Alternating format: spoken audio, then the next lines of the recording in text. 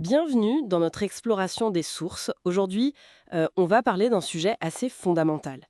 Avoir un site web, c'est super, mais s'il n'est pas visible sur Google, Il ne sert pas à grand-chose, soyons honnêtes. exactement.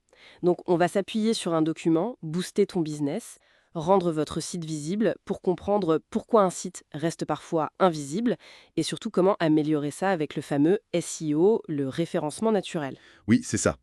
Et d'ailleurs, le document utilise une image que je trouve assez juste. Un site sans SEO, c'est un peu comme une boutique sympa, mais cachée au fond d'une ruelle sombre. Sans enseigne, sans rien. Voilà. Ou comme des flyers qu'on aurait imprimés, mais jamais distribués. Les gens passent devant sans même savoir qu'elle existe. C'est une très bonne analogie, effectivement. Ça illustre bien le problème du manque de visibilité en ligne. Et le SEO, donc Search Engine Optimization, c'est justement l'ensemble des techniques pour qu'un site remonte dans les résultats de Google quand quelqu'un fait une recherche qui le concerne. Et ne pas être sur la première page, c'est quasiment être invisible, hein. C'est un peu ça, oui. Si on n'est pas dans les tout premiers résultats, les chances d'être cliqué deviennent vraiment très faibles. Donc, la visibilité, c'est absolument clé. C'est clair. Et justement, la source qu'on analyse pointe du doigt des erreurs assez classiques, des trucs qu'on fait parfois sans y penser et qui plombent cette visibilité. Ah oui, il y en a pas mal. Par exemple, utiliser son propre jargon métier au lieu des mots que les clients utilisent vraiment. Comme l'exemple accompagnement personnalisé versus coach sportif à Lyon, mettons. Générique genre accueil ou service. Ça n'aide pas Google à comprendre de quoi ça parle. Pas du tout. Et puis, il y a le contenu. Un site avec juste 3 pages qui se battent en duel, sans blog, sans rien de frais. Google va pas trouver ça très pertinent, j'imagine. Démon, il manque de la matière, de la réponse aux questions des utilisateurs.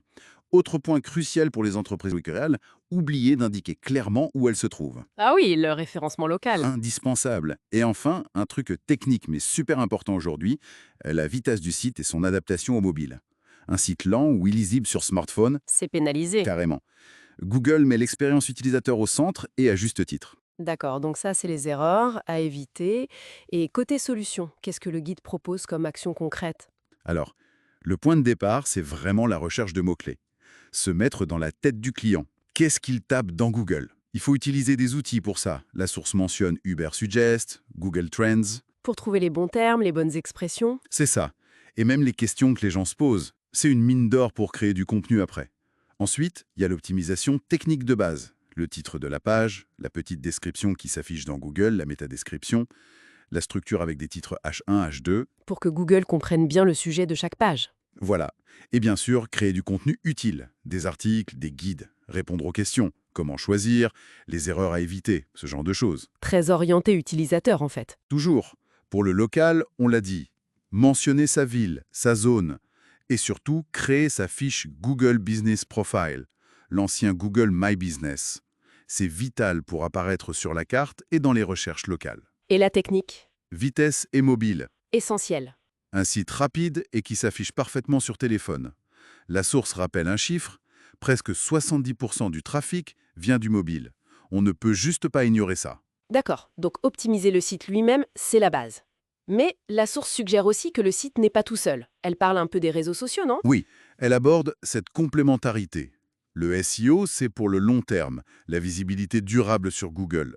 Les réseaux sociaux, c'est plus pour l'engagement immédiat, la communauté, et ça peut aussi ramener du monde sur le site. Donc ils se nourrissent l'un l'autre en quelque sorte. C'est l'idée. Le bon contenu du site peut être partagé sur les réseaux pour attirer des visiteurs. Et l'activité sur les réseaux peut indirectement envoyer des signaux positifs à Google. C'est une synergie. Très clair.